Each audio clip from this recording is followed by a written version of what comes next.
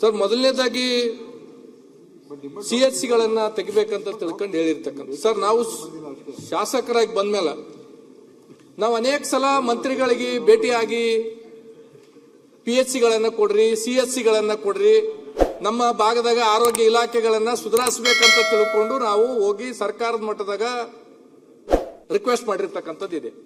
ಇವತ್ತು ಇಲಾಖಾ ಅಧಿಕಾರಿಗಳಾಗ್ಲಿ ಸರ್ಕಾರ ಆಗ್ಲಿ ಇದು ಯಾವ ಕಾರಣಕ್ಕೆ ನಿರ್ಧಾರ ತಗೊಂಡಿದೆ ಗೊತ್ತಿರ್ತಕ್ಕಂಥದ್ದಿಲ್ಲ. ಅದಕ್ಕೆ ನಾವು ಯಾವುದೋ ಟೀಕೆ ಮಾಡಕ್ ಹೋಗಲ್ಲ ಅಧ್ಯಕ್ಷರು. ಈಗ ಏನಾಗಿದೆ ಅಧ್ಯಕ್ಷರೇ ಅಂದ್ರೆ, ಹಿಂದೆ ನಮ್ಮ ಕ್ಷೇತ್ರದವರು ಡಾಕ್ಟರ್ A.B. ಮಲ್ಕರೆಡ್ಡಿ ಆರೋಗ್ಯ ಮಂತ್ರಿಯಾಗಿ ಕೆಲವು CHCಗಳನ್ನ ತಂದಿರ್ತಕ್ಕಂಥದ್ದಿದೆ. ನಮ್ಮ ತಂದೆಯವರು ಆರೋಗ್ಯ ಮತ್ತು ಕುಟುಂಬ ಜಿಲ್ಲಾ ಪರಿಷತ್ತಿನ ಸ್ಟ್ಯಾಂಡಿಂಗ್ ಕಮಿಟಿ ಅಧ್ಯಕ್ಷರಿರುವಾಗ ಕೆಲವು CHCಗಳನ್ನ ತಂದಿರ್ತಕ್ಕಂಥದ್ದಿದೆ.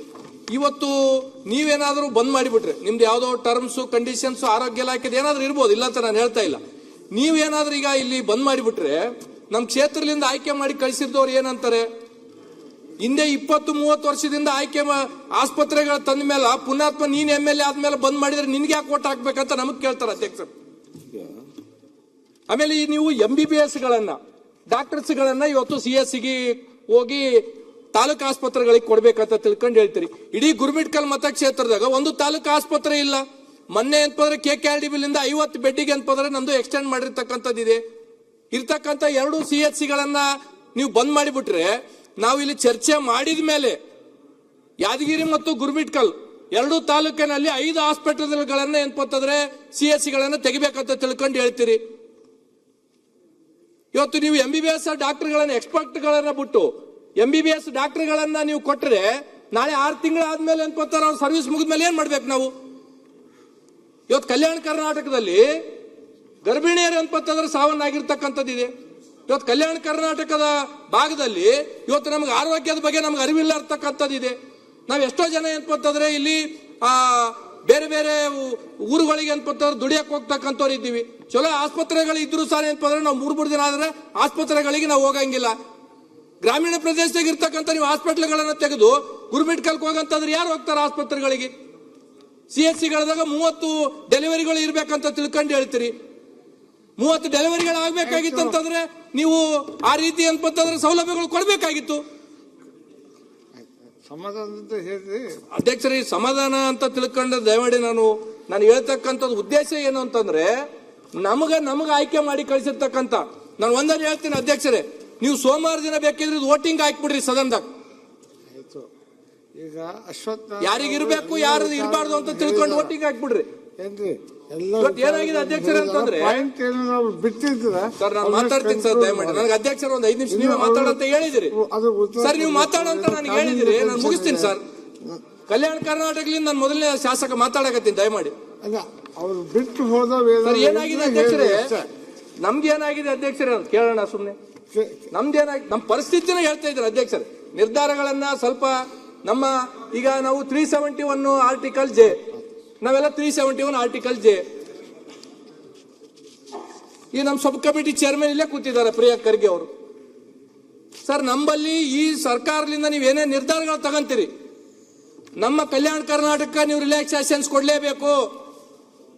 ನೀವು ರಿಲ್ಯಾಕ್ಸೇಷನ್ಸ್ ಕೊಡ್ಲಿಲ್ಲ ಅಂತಂದ್ರೆ ಜನ ನಮ್ಮ ಮನೆಗಳ ಮುಂದೆ ಬಂದು ಕುಂದಿರ್ತಾರೆ. ನಾವು ಎಷ್ಟೋ ಸಲ ಆರೋಗ್ಯ ಮಂತ್ರಿಗಳನ್ನ ರಿಕ್ವೆಸ್ಟ್ ಮಾಡ್ಕೊಂಡಿದೀವಿ, ಗುರುಮಿಟ್ಕಲ್ಗೆ 100 ಬೆಡ್ ಆಸ್ಪತ್ರೆ ಕೊಡ್ರಿ ಅಂತ ತಿಳ್ಕೊಂಡು. ಮುಖ್ಯಮಂತ್ರಿಗಳನ್ನ ರಿಕ್ವೆಸ್ಟ್ ಮಾಡ್ಕೊಂಡಿದ್ವಿ. ಮೊನ್ನೆ ಕಲ್ಯಾಣ ಕರ್ನಾಟಕದ್ದು ಮತ್ತು ಆರೋಗ್ಯ ಇಲಾಖೆಯಿಂದ 50 ಬೆಡ್ ಆಸ್ಪತ್ರೆ ಮೊನ್ನೆನ ಪೂಜೆ ಮಾಡಿ ಬಂದಿವಿ. ಇವತ್ತು ಬಿಟ್ರಿ ಎಲ್ಲ ತಗೊಂಡೋದ್ರು. ನನ್ನ ಬಳಿ ಅಧ್ಯಕ್ಷರೇ ಒಂದು CHCಲಿಂದ ಒಂದು ಗುರುಮಿಟ್ಕಲ್ಗೆ ಅಂತ ತಾಲೂಕು ಆಸ್ಪತ್ರೆ ಇಲ್ಲ. ನಾವು ಯಾದಗಿರಿಗೆ ಬರ್ಬೇಕು. ನಾವು ಯಾದಗಿರಿಗೆ ಬರ್ಬೇಕಾದ್ರೆ 40, 50, 60 ಕಿಲೋಮೀಟರ್ಲಿಂದ ಬರ್ಬೇಕು. 60 ಕಿಲೋಮೀಟರ್ಲಿಂದ ಇಲ್ಲಿ ಬರೋದ್ರೊಳಗೆ ಯಾದಗಿರಿ ಆಸ್ಪತ್ರೆಗಿನ್ನ ಹಿಂಗ ಕೈ ಮುಟ್ಟಿರಂಗಿಲ್ಲ. ನೀವು ಗುಲ್ಬರ್ಗ್ ಹೋಗ್ರಿ, ಬೀದರ್ಗೆ ಹೋಗ್ರಿ, ಹೈದರಾಬಾದ್ಗೆ ಹೋಗ್ರಿ ಅಂತಾರ. ಸರ್ಕಾರಿ ಆಸ್ಪತ್ರೆಗಳಿಗೆ ಯಾರು ಬರ್ತಾರ? ನಮ್ಮ ಹತ್ರ ಯಾರು ಶ್ರೀಮಂತರು ಹೋಗಂಗಿಲ್ಲ, ಬಡವರೇ ಬರ್ತಾರ. ಬಡವರಿಗಳಿಗೆ ಅಂತಂದ್ರೆ ಇನ್ನೂ ಅವಕಾಶಗಳು ಹೆಚ್ಚಿಗೆ ಕೊಡ್ಬೇಕಾ, ಅವಕಾಶಗಳು ಕಡಿತಗೊಳಿಸ್ಬೇಕಾ? ದಯಮಾಡಿ ನಾನು ಇವತ್ತೇನಾಗಿದೆ ಅಧ್ಯಕ್ಷರೇ, ನಮ್ಮಲ್ಲಿ 7.5 ತಿಂಗಳ, ನಾನು ಜುಲೈ ತಿಂಗಳಲ್ಲಿ ನಮ್ಮೆಲ್ಲ ಆಸ್ಪತ್ರೆಗಳಿಗೆ ನಾನು ವಿಸಿಟ್ ಮಾಡಿದಾಗ ಅವತ್ತೇ ಹೇಳಿದ್ರು, ಜುಲೈ 11ನೇ ತಾರೀಕು ನನ್ನ ಕ್ಷೇತ್ರದಾಗ 4 ಆಸ್ಪತ್ರೆಗಳಿಗೆ ನಾನು ವಿಸಿಟ್ ಮಾಡಿದಾಗ ಅವತ್ತು ಮೆಡಿಸಿನ್ಗಳಿಲ್ಲ, ಆಸ್ಪತ್ರೆಗಳಲ್ಲಿ IV ಫ್ಲೂಡ್ಸ್ ಇಲ್ಲ, 6 ತಿಂಗಳಿಂದ ನಾಯಿ ಕಡಿತ ಲಸಿಕೆ ಇಲ್ಲ. ನಾನು ಅಲ್ಲಿಂದ ಮಾನ್ಯ ಆರೋಗ್ಯ ಸೆಕ್ರೆಟರಿ ಅವ್ರಿಗೆ ಫೋನ್ ಮಾಡಿರ್ತಕ್ಕಂಥದ್ದು. ನಮ್ಮ ಕಲಬುರಗಿ ನಮ್ಮ ಭಾಗದಾಗೆಲ್ಲ ಕಾರ್ಯದರ್ಶಿಗಳು ಕೆಲಸ ಮಾಡಿರ್ತಕ್ಕಂಥದ್ದು ಇದೆ. ನಮ್ಮ ಪರಿಸ್ಥಿತಿ ಹೆಂಗಿದೆ ನಿಮ್ಗೆ ಗೊತ್ತಿರ್ತಕ್ಕಂಥದ್ದು ಇದೆ. ನಾನು ಅಲ್ಲಿಂದ ಫೋನ್ ಮಾಡಿದೆ. ಅವತ್ತಿನಿಂದ ಇವತ್ತಿನ ತನ ನಮಗೆ ಅನ್ಪತ್ತಾರೆ ಮೆಡಿಸಿನ್ಗೆ ದುಡ್ಡಿಲ್ಲ ಸರ್. ನಮ್ಮಲ್ಲಿ ಆಸ್ಪತ್ರೆಗಳು ಚಲೋ ಇಟ್ಕೊಂಡು ಹೋದ್ರೆ ನಮ್ಮ ಜನ ಏನಪ್ಪ ಆಸ್ಪತ್ರೆಗಳಿಗೆ ಹೋಗ್ಬೇಕಾ ಹೋಗ್ಬಾರ್ದಾ ಅಂತ ವಿಚಾರ ಮಾಡ್ತಾರೆ. ಇವತ್ತು ನಮ್ಮ ಪರಿಸ್ಥಿತಿ ಬಹಳ ಕೆಟ್ಟದಿದೆ. ದಯಮಾಡಿ ನಾನು ಆರೋಗ್ಯ ಇಲಾಖೆ ಸಚಿವರಿಗಾಗಲಿ ಇಲಾಖಾದವರಿಗಾಗಲಿ ಸದನದ ಮುಖಾಂತರ ಮುಖ್ಯಮಂತ್ರಿಗಳಿಗಾಗಲಿ ನಾನು ಒಂದೇ ಒಂದು ಮನವಿ ಮಾಡ್ತಕ್ಕಂಥದ್ದು ಇಷ್ಟೇ. ನಮ್ಮ ಕಲ್ಯಾಣ ಕರ್ನಾಟಕಕ್ಕೆ ನೀವೇನೇನು ಇವತ್ತೇನು ಆದೇಶಗಳನ್ನು ಮಾಡಿದಿರಿ, ಈ ಆದೇಶನ ದಯಮಾಡಿ ಹಿಂದಕ್ಕೆ ತಕ್ಕಬೇಕು.